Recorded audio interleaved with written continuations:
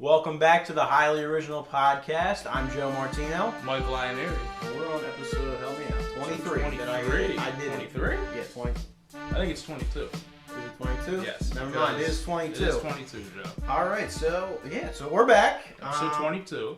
And we have this is a pretty special episode because this is Agreed. the first episode we have where we have a guest. So I'm going to introduce our guest.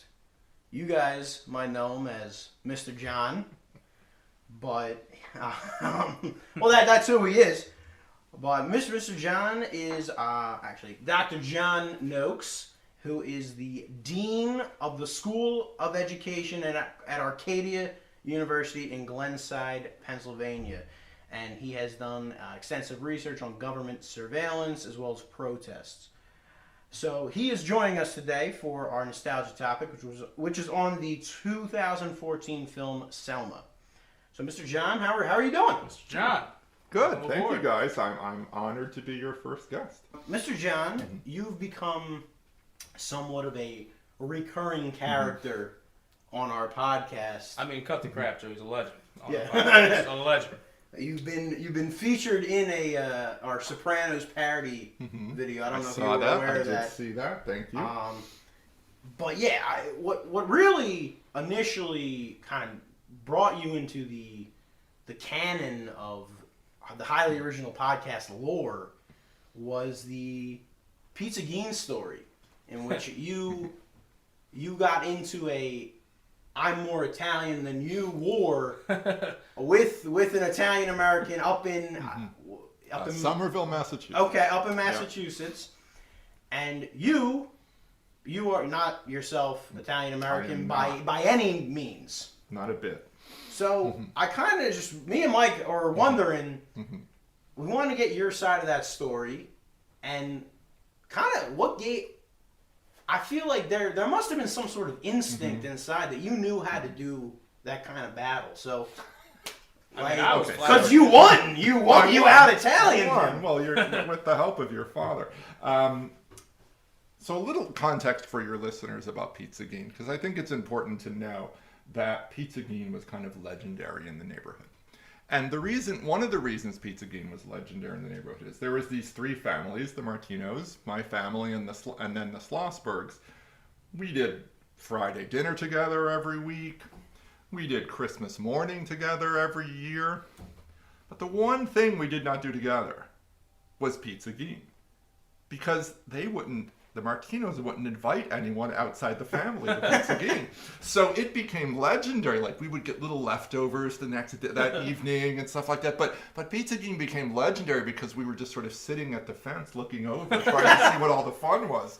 And just for the listeners real quick who may have not heard our first episode, Pizza Gene is a traditional Italian meal for Easter. It's essentially like a souped up stromboli. So that's essentially, just to give a little context, but please continue. And it is more, I mean, it is it's like a big two-crusted pizza full of all the great things you can think of, right? So eventually we got invited to Pizza Gene, and had we not, I would not have been able to have told the story because I really needed to know the full context. But I do remember telling the story to you and your family.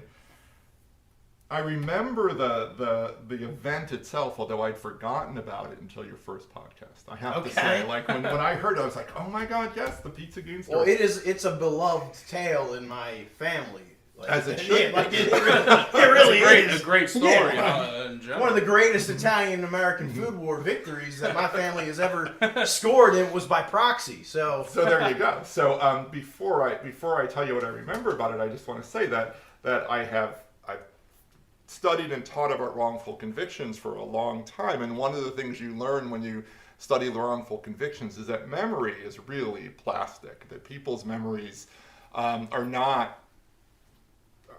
reliable. So I'm going to tell you the story. I have no idea how much of it is true.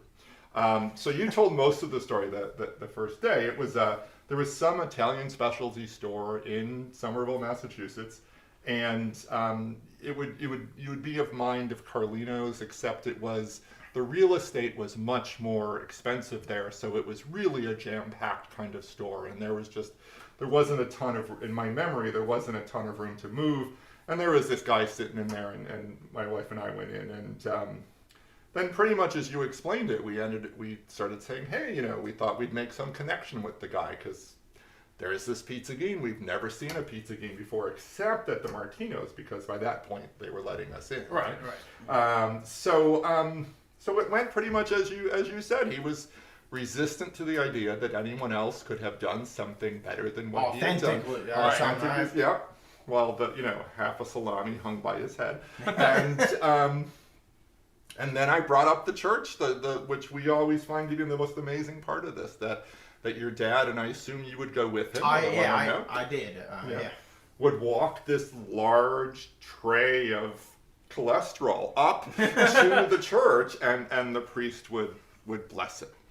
And I think it tasted better because of that. So, I mean, I guess though, but I feel like maybe this is just how it's been told that you're not Italian American. You're probably not familiar with. Mm-hmm. I mean, I think most people blessing strombolis. I mean, that's pretty unique, right? Mm-hmm. Right. What I feel like you knew. Mm-hmm. You knew that this card, this priest card would get you victorious. Like what? I suspect that's true. I mean, we always sort of thought it was both amazing and a little odd that your dad did this. Like we were like, really? He's blessing, as you say, the stromboli. We would never call it a stromboli. Well, I do that for the listeners who might not be familiar with it. Yes, it's.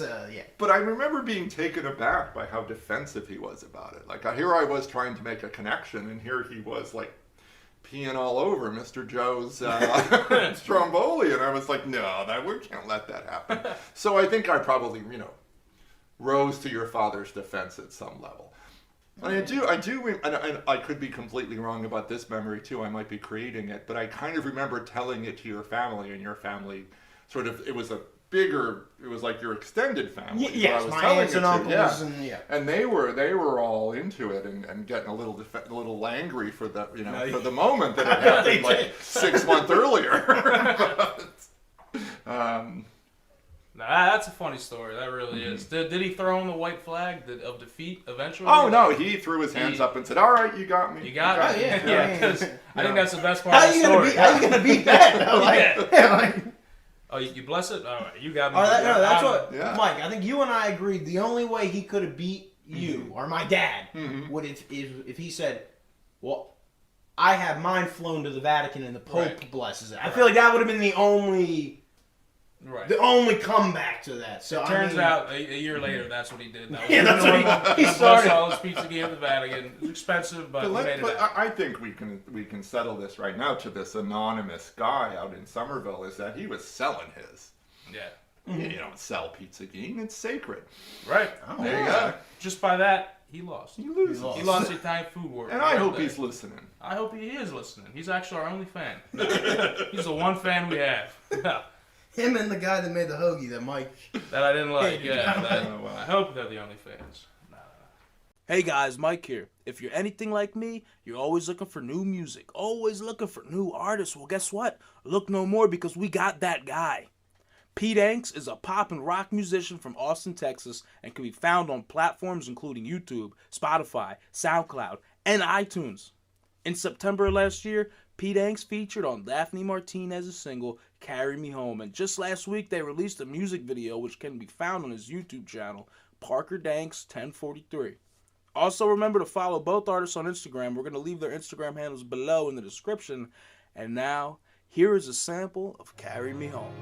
Nobody hold my tongue now. Somebody tried to start this fire, thinking I'm getting somewhere. Carry myself back home. Carry myself back home. Carry myself back home.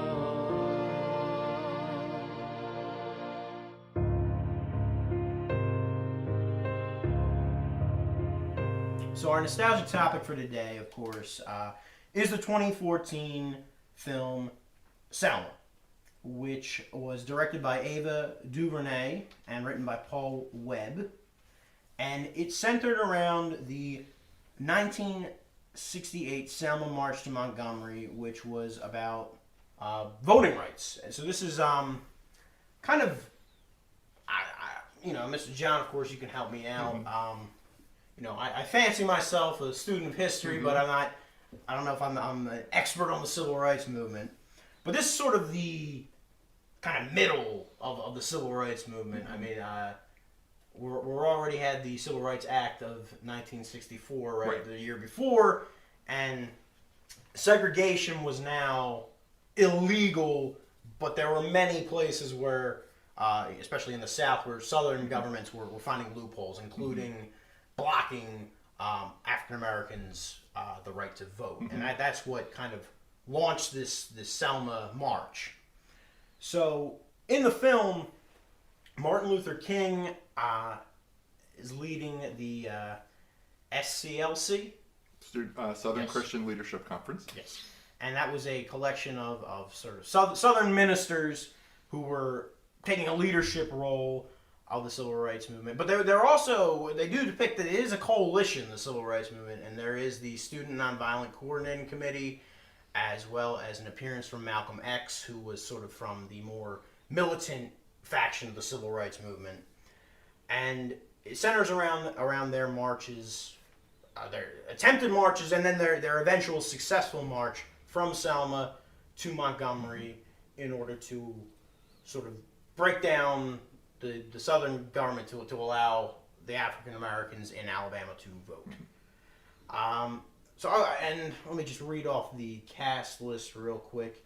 So, and then I apologize for if I'm butchering the name here, but David Oyelowo as Martin Luther King Jr., Carmen Jogo as Coretta Scott King, and Oprah Winfrey. I don't know if I don't know, Mike, you just saw the movie for the first time. Were you expecting Oprah to be in it? I was not. Yeah. I was not expecting Oprah. Did you recognize her in the makeup? I did. Okay, a little bit. And she is Annie Lee Cooper, who is an older woman who's been trying to vote, and they just keep blocking her with all these stupid tests that they're not giving to white citizens. Phenomenal makeup, by the way. I'm gonna go with Tom Wilkinson as Lyndon B. Johnson. Just to name a few. It's a pretty big cast. Yeah, no, for sure. All did phenomenal performances, in my opinion.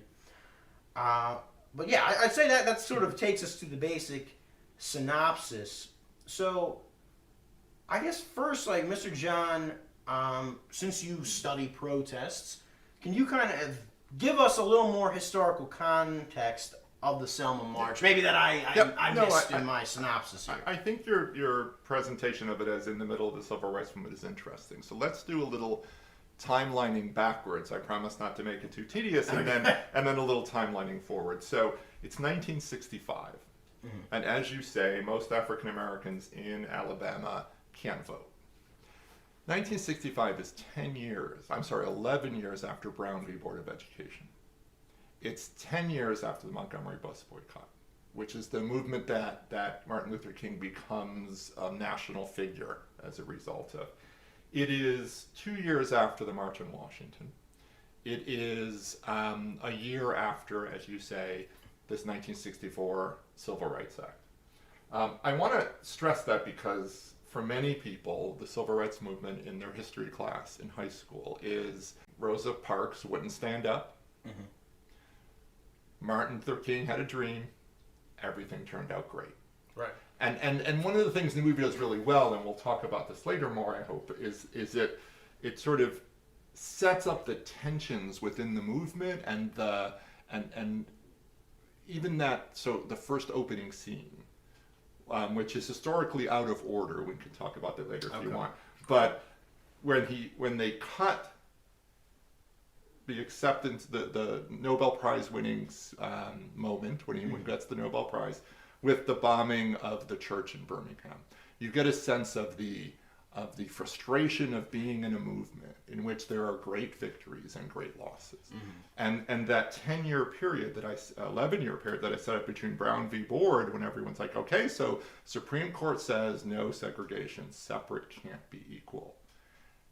And yet it has to be fought over and over and over again. So it's, because they kept finding loopholes, the segregationists, right? Loopholes suggest that there are small places that one can find a way in. These aren't loopholes. This is a way of life. This is a culture that has to be defeated in every city and every state on every issue.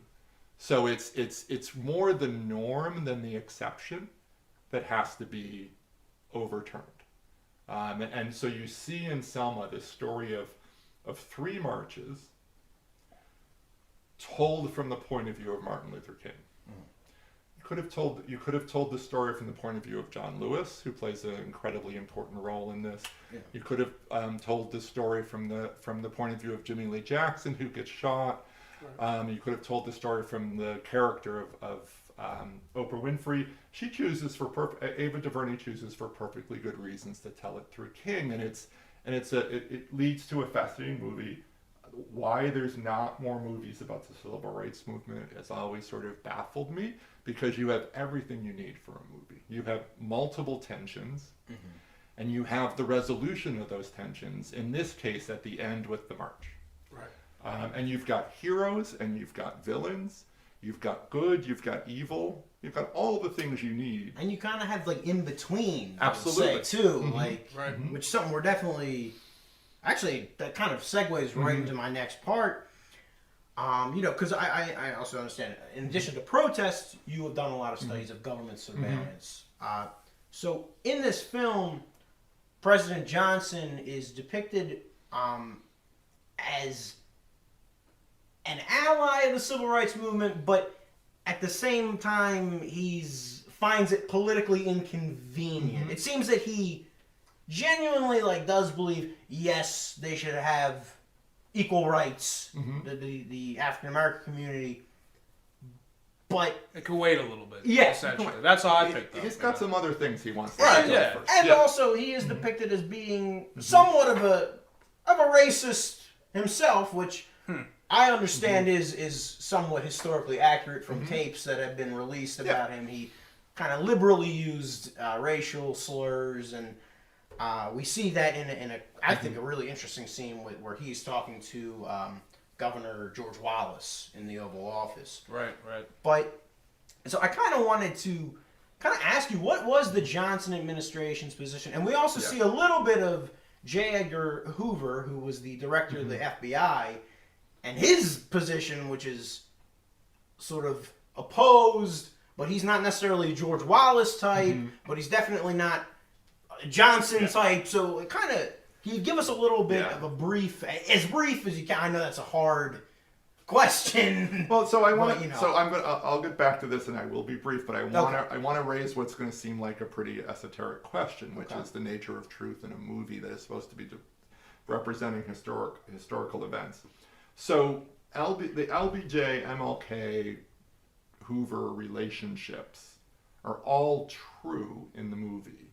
Although it doesn't mean they happened the way they were shown. Right. So DuVernay is attempting to depict a truth. Yes. And there's multiple truths here. One of which is that you sort of laid out with LBJ. The other is the relationship with LBJ and MLK, the way he sort of using him, but also dependent upon him, and then also kind of frustrated by him. The part of the movie that I think a lot of people have ask questions about, is that true? Could that be true? Is the basically the sex tape scene. Right. And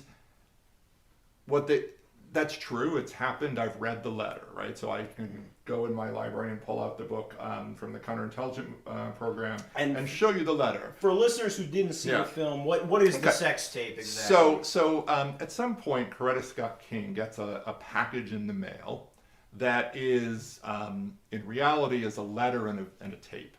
In the movie, it's presented as a tape without the letter, so that they can have the audio read the letter off. Okay. But in reality, that it was a letter, and the letter essentially says, "Look, King, you're a fraud. We know you're a fraud. We know you're sleeping around. You're not a moral authority, and you have only one option, and you should take it." And most historians think that what they're saying is, King, you should commit suicide. Because we're going to expose you, and you're going to look horrible. Now, they don't send it to King, as they make clear in the movie. They send it to Coretta Scott King. So they're trying to, and it is sent by the FBI. That's documented. These files have been released. That it's part of what they call counterintelligence. Okay. So in intelligence, you collect information about an organization, potentially to pursue criminal activities or criminal charges against them. Counterintelligence, you intervene in world events to try to shape them in the way that you want, usually in an extra legal way, meaning not in a extra legal meaning above and beyond what's legal. So to go into King's relationship and use information that may or may not have been true. Right. In the movie, they suggest it's not him. I have no idea.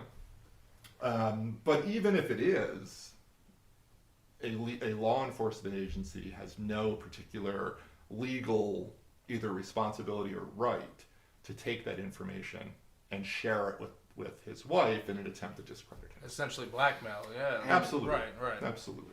And what we see, it was sort of I feel like in the movie, it's J. Edgar Hoover's very eager to take King down. He's almost sort of like an angry attack dog. And Johnson, at some point, kind of reluctantly lets him off the leash, kind of. So is that accurate? Would there have been that?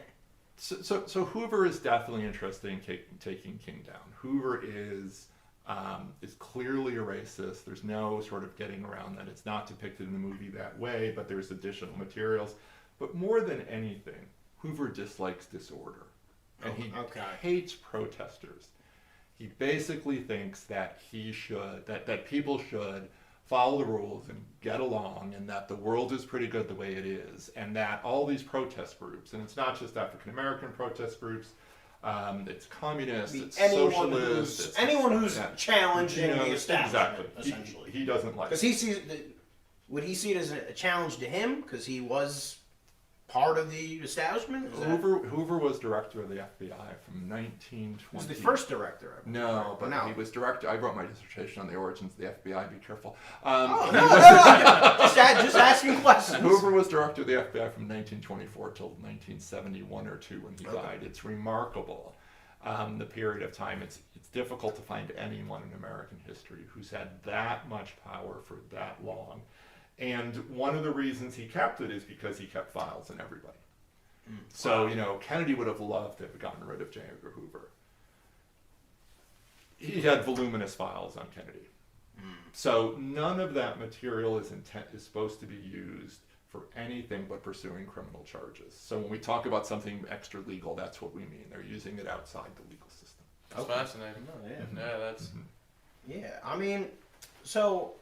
kind of keep our conversation going along, I wanted to, because you touched on it earlier as well as I did, like the dynamics between the activists, because it is a coalition. I think you were mentioning something, Martin Luther King at this point has kind of been leading this movement for 10 years, and we see like the second generation of activists is coming up, and they're sort of embodied, or at least in the film, represented by the Student Nonviolent Coordinating Committee. Which includes Congressman Lewis. Yeah, he wasn't congressman then, but yeah. Well, yeah, of course. He was a young activist at this point, but the young man who became Congressman Lewis. And also, I think a very interesting scene of Malcolm X is included, because that was sort of, and this is sort of something I just am interested in. I don't know how relevant. It's not that big of a part of the film. But it depicts Malcolm X, I'd say about a month before his assassination, and it was a time where Malcolm X was distancing himself from not necessarily the militancy position that he had taken, but the more hardline black supremacist position that he had held with the Nation of Islam. Yeah, he was distancing himself from Elijah Muhammad. Yes, and I think and he's trying to bridge a gap between King and himself, which they're sort of, whether or not it's true or not, they were sort of, in the minds of many people, they represent two different positions on the same issue. But we do see I think especially more with the Student Nonviolent Coordinating Committee, there's some frustration with King and these sort of elder preacher leaders. Yeah. So I will say that SNCC is my favorite civil rights organization by far, and in part I have great admiration for King, but in part because for teaching purposes, SNCC runs the gamut in a short period of time. So SNCC is established in 1960. It grows out of the sit-in movement. So the sit-in movement starts from college students just sort of taking it on their own to go sit at lunch counters, right? And then SCLC comes along and says, we got to organize these kids. They got to be part of us. Okay. So they organize SNCC, and a great female civil rights leader named Ella Baker is sent to help organize them. And Ella Baker says to these kids, look, and Ella Baker knows from what she's talking about because no woman was getting a lot of airtime amongst all the ministers in Southern Christian Leadership Conference, no matter how talented she was. And Ella Baker was brilliantly talented. Ella Baker tells them, she says, look, you should be nonviolent, but you should organize yourself and you should be independent of SCLC. So they do. And they're 20-year-old kids who are doing amazing work, but they're 20-year-old kids, and their leadership and their organizing principle is a kind of everyone as part of a democracy. So their decision-making process is slow, but it's also very dynamic because it's not 1 or 10 ministers sitting together making decisions. It's very collective. It's very collective, and it's a lot of students, and it's a lot of ideology and ideas and passion. So they start as a non-violent direct action group in 1960, and they evolve. So in 1965, when you've seen them in Selma, they are just about to join the Black Power movement. Okay. Wow. So in 1964... And that was a more militant approach to civil rights. And it's a rejection of nonviolence. Okay. 1964 in Mississippi, SNCC is part of a major organizational effort called Freedom Summer.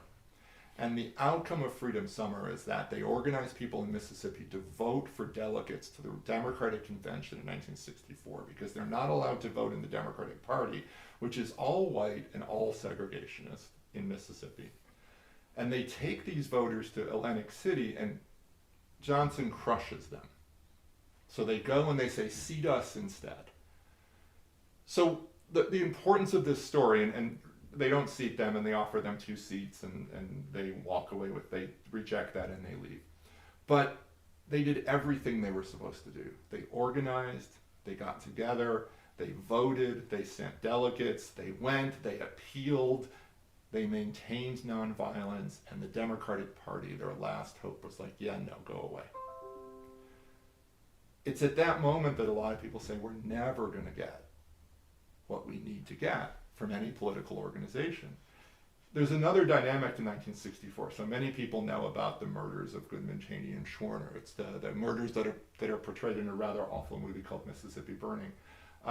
That tells the story from the perspective of a white FBI agent as opposed to these civil rights workers.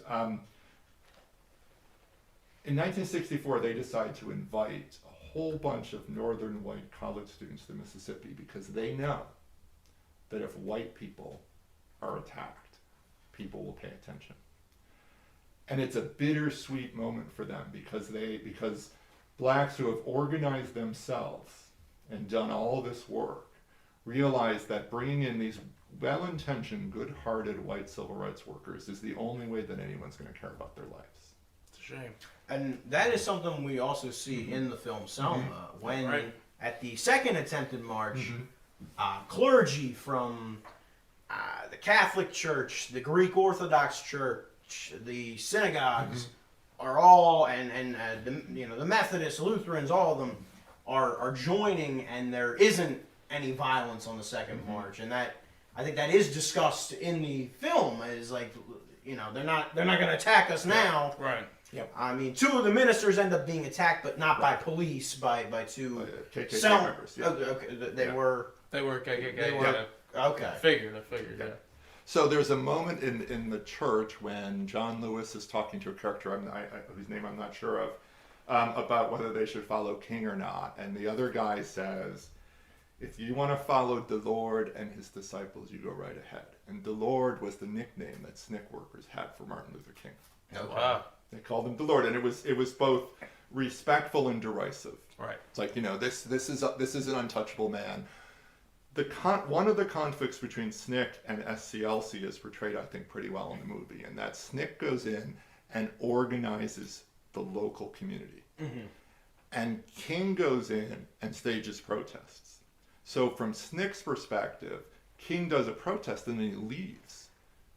And then, so maybe you get what you want, maybe you don't, but you haven't organized the people. And they make it very explicit in the movie. King says, you're trying to raise black consciousness. I'm trying to raise white consciousness. Now, I think that's probably too simple, but it's a really interesting way to think about the difference between the two groups. Right. And King thought, I'll win because I'll raise white consciousness, and they have the power, and they'll help us achieve what we need. And by 1965, when Black Power emerges, African Americans are saying it's not worth it unless it's us. Unless we're the ones leading, unless we're the ones making the changes, unless we're the ones growing, it's not worth it. Then what is the point? Yeah. Mm-hmm. Yeah. Right. And with that, I do want to kind of, because we are starting to discuss more scenes of the film, I wanted to give us all the opportunity to kind of share a scene in the film that we stood out to us. Mm-hmm. You know, so I don't know, Mike, would you like to go first? No, yeah, I'd like to go first. There were so many good scenes in that film that all make you feel different emotions. Mm-hmm. But the one that really kind of left me with a feeling of wow, this didn't happen long ago, and wow, this was a terrible time. Was when those little girls and correct me if I'm wrong, they were in a church. Yes. Walking down the steps, and that bomb went off, and you're just kind of enjoying them being children. They're laughing, they're having a good time, just going down the stairs. Yeah. Boom. I get chills right now thinking about that. That is a scene that will be etched in my mind forever. And just to think, this wasn't, hundreds of years ago. This was fairly, I don't want to say recent, but yeah, it was recent. And it's just... There are a lot of people alive who remember that. Right, yeah. right. And it's just couple quick notes about that scene. That's the scene they intercut with the Nobel Prize, sort of like the Godfather intercutting the wedding and the murders. So that event actually occurred in 1963, 2 weeks after the March on Washington.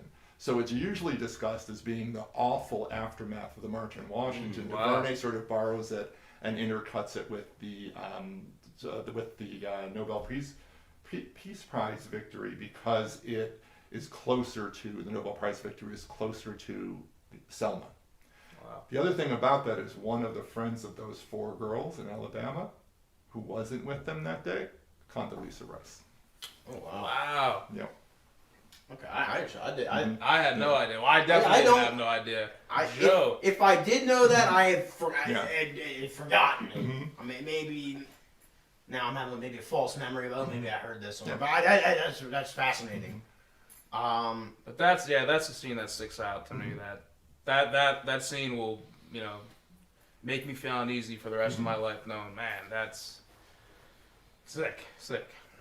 I guess for me, as Mike said, I think there are many great scenes. I really do. When I was rewatching it, I was like, this is actually a really phenomenal film. Like, I remember liking it, but I was like, this is actually really well made. It tells a story very well. The scene that I think is my favorite because and I'll get into because I have a personal connection to this scene, is the first march when you see the state troopers and the local Selma or the county police brutalizing the protesters, but it's also being televised, and you are seeing troopers on horseback with whips, right, beating women and young people and also just unarmed men. I mean, they're unarmed. Peacefully protect. They're and you begin to see the white people in the North viewing this on television, and that becoming a wake-up call to many people in the North who may have known that in the South things were wrong and they're backward down there, but they didn't know how bad. They didn't see it. And I remember after I saw this film, this is the first connection, I went to go visit my grandmother. And I was talking to her, she was interested in seeing it, and I was talking to her about it. And I said, Grandma, do you remember the Selma? And she says, yeah, I remember seeing that with your grandfather on TV. And it was similar to what I just said. It was a moment for my grandmother and grandfather who were living in North Philadelphia at the time, that they actually saw, like, oh, it's really bad down there. This is really wrong what's happening down there. So it's kind of cool to see in this scene my grandparents in a way. Right. Not in a literal way, but in a figurative way. So that's why that scene really stood out to me, because I remember my grandmother telling me that she was in that scene. Well, so a couple quick things. One is that they make explicit in the movie that was part of King's strategy. And in that you get the moment that Northerners get to see what's going on down here. Television news at the time, national news telecasts, would have been about 15 minutes long, but they had very little editing capacity. So they might show 5 minutes of a clip of what happened in Selma, Alabama. So today you're watching the news, you might see 30 seconds looped over and over again, and that would be a long clip. Then you might get 5 minutes because they could get the film, they'd fly it home, and they didn't edit it really, they just kind of showed it. Think about the moment where Oprah's character, probably shouldn't call her Oprah's character, but that's what I remember. Annie Cooper. Very good, thank you. Annie Cooper. Annie Cooper hits the police officer with her purse. Mm. And you can see on Martin Luther King's face, like, oh my God, this might not be a good thing. But the picture that shows up in the paper next day is Annie Cooper being tackled and arrested by white Southern law enforcement officers. That's a victory. That picture's a victory, right? All right, so I want to take you to a quieter scene. Jimmy Lee Jackson is the activist played by Lakeith Stanfield, who is with I believe his grandmother and grandfather, or his mother, his grandfather, yes. And and Jimmy Lee Jackson is shot after a protest by an officer, and it's the hospital scene afterwards, where Martin Luther King goes to the hospital. And the grandfather, who's the morgue, I think. I think it's the hospital. It could be the morgue. It's a sterile facility. We'll leave it at that. So he goes to the facility, and this man, this dignified but kind of frail man who has just begun to be part of civil rights protest and be mobilized by his grandson, is standing there staring out into space. And Martin Luther King shows up. And you can see the sort of range of emotions on his face just go through. He's like, that's Martin Luther King. Mm. I have to talk to Martin Luther King. Right. Martin Luther King came to talk to me. Yes. My son, and it's fascinating, and you can see King's both, I need to be here and this is remarkably uncomfortable. Right. And then there's a part that I don't fully understand, but I think it's so well acted, I think it's really powerful. He says, his mother, where is his mother? Mm-hmm. And the grandfather does not know how to answer. And he eventually says, but he knows he has to answer King. He eventually says, she wasn't able to make it. And interpret she wasn't able to make it any way you want. It's clear that becomes a moment of understanding between the elderly African-American man and Martin Luther King. They know what that means, and they connect on that. And I always found that scene fascinating. Right. No, yeah, I mean, that was a very powerful scene as well. And I liked how we all kind of picked a different scene, different obviously, but different in that, like you said, it was more of a lighter scene, just to kind of see that bridge extended. Mm-hmm. Maybe it's not verbalized, but they know what happened, and just fantastic film. That's all I can say. Yeah, and I think that scene also does depict, kind of a reminder that Martin Luther King was civil rights leader, but also a minister too. Yeah, it's a that's very a great point. pastoral Yep, that's a great point. talk there. Yep. Yeah, you remember what he says to the man? God was the first to cry, which is just fascinating. Very powerful statement indeed. But I guess, Mr. John, this is where we're gonna have to lean on you again with your expertise in the protests. Something, and again, I apologize. You know, I feel like I keep asking you to briefly discuss these large, abstract, and important topics. But I kind of want to briefly touch on the relationship of the events in the film, or maybe not necessarily the events of the film, but the film's timing and what was going on in 2014. Because I think that was sort of when the Black Lives Matter movement was starting to really become a big part of daily conversation. And I think even in the soundtrack of Selma, there's a song that references the Black Lives Matter movement. So the final scene, this song that plays over the final credits from Common and John Legend, connects Rosa Parks to Ferguson, Missouri. Okay. So I think that they mean it to be explicit, and I think that Ava DuVernay probably certainly did as well. So, look, the differences between the march in Selma and the Black Lives Matter movement are fascinating, right? So Black Lives Matter starts as a hashtag, right? So it starts as a hashtag movement. It starts online. Movements today tend not to be leader-focused. So SNCC, you can see SNCC in contrast to SCLC as less leader-focused. But SNCC always had a leader. They just would vote new people in all the time. Right. Okay. So it was a different process. But when you get to 2012, 2014, and more contemporary movements, you tend not to have leaders. Or at least leaders who are able to say, all of us are going here now. We're going to think of the moment when King turns around on the bridge the second time. Yeah. Nobody else even knows why it's happening. But everyone follows because King is the leader. He's the Lord.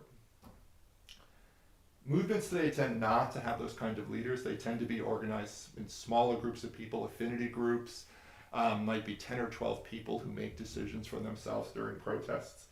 There tends to be a lot of sort of dispersing of power and authority. So the Black Lives Movement group in Washington is making decisions for themselves. The one in St. Louis or the one in Los Angeles, they're not, there's no one there telling people in St. Very DC decentralized. Very decentralized. Okay. Right. One of the reasons that's true is because strong leader movements are more susceptible to government activity. So it's hard to surveil groups that don't have leaders, that don't have membership lists, that don't have meetings. Right? Many of the meetings of groups in contemporary movements are held in public because they're sort of immediate democracy movements where you're making decisions. On the spot. Yeah. So there's no secretness. So there's nothing to infiltrate. There's no leader to capture and cut the head off the movement. There's nobody to and this happens all the time. They try to charge people as leaders and they can't quite prove that they were leaders because these are much more leaderless than the movements we saw with King or even SNCC. So the one of the lessons I would draw from this is that idea that it's not that we'll never have a charismatic leader like King. We may someday. Things go in cycles. Who knows? But that part of the lessons of the repression of the movement is that you organize movements differently. I like how you said, Black Lives Matter started as a hashtag, and that kind of, that makes it all the more reason for there not to be a leader, for no one to get their head cut off, like you said, figuratively, and wow. Could you imagine if they had, hashtags back in the day, Yeah, no. Could have maybe... I don't know. How would that have transpired? That is interesting, especially,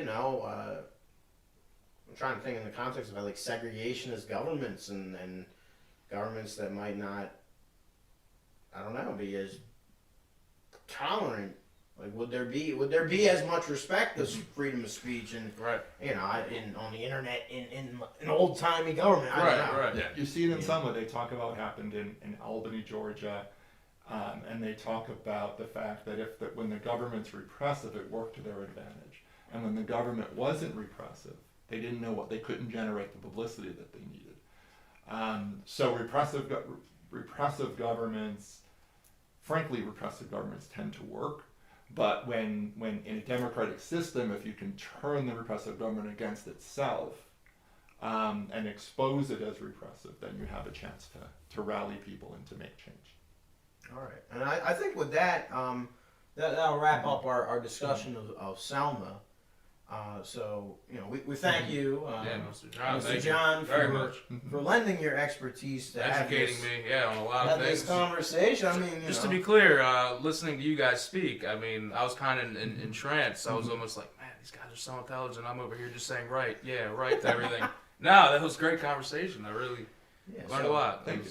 But a kind of as Mike and I like to we all like to end episodes. We like to end it on a fun topic, light topic.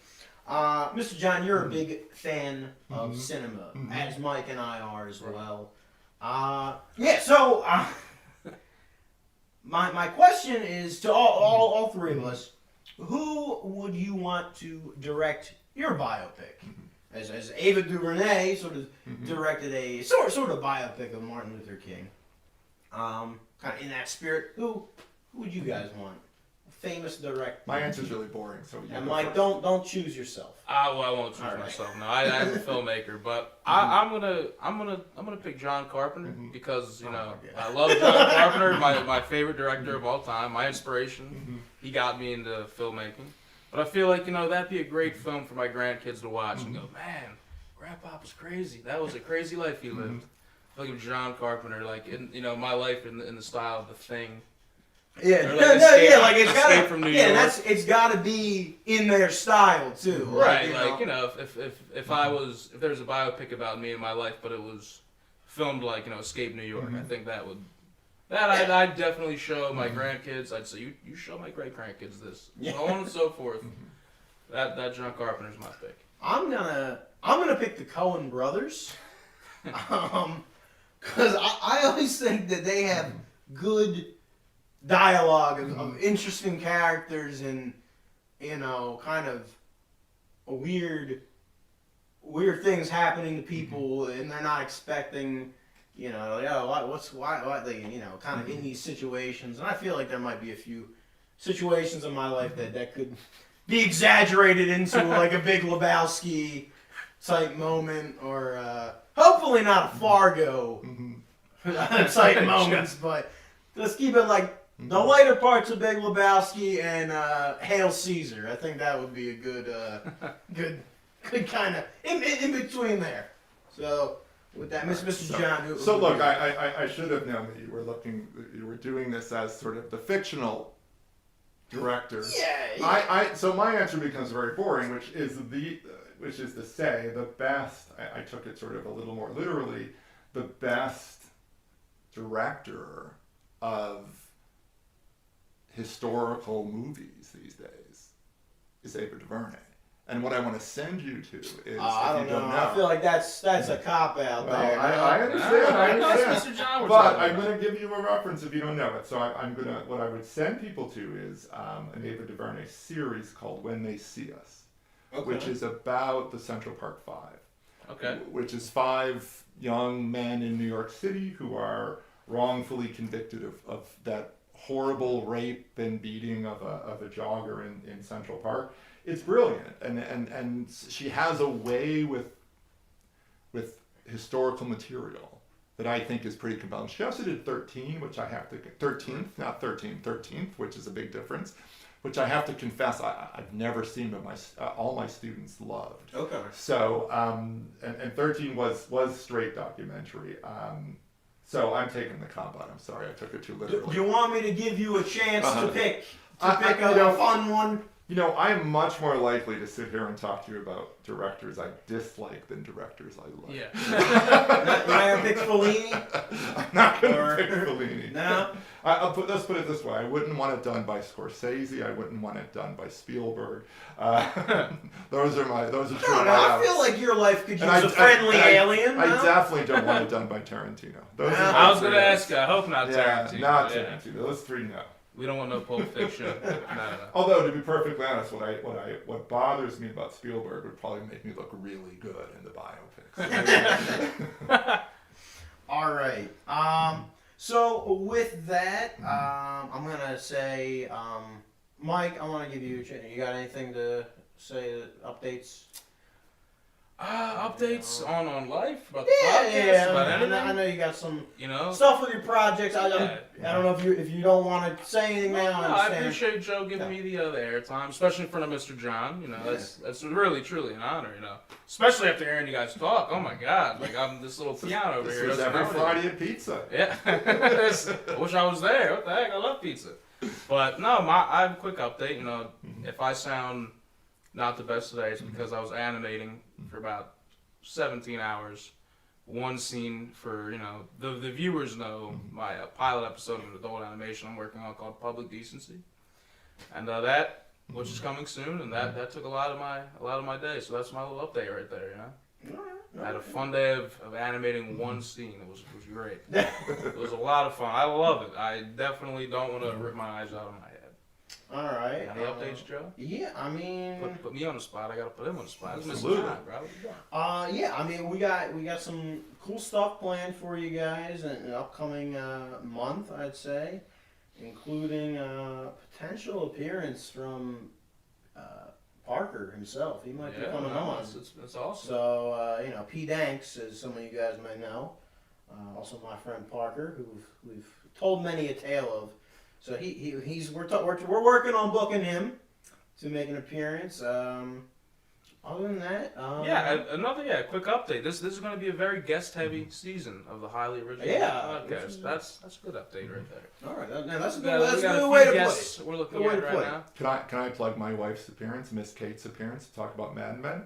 Oh yeah, okay. Well, yeah. I mean, I guess now. I guess it's happening now.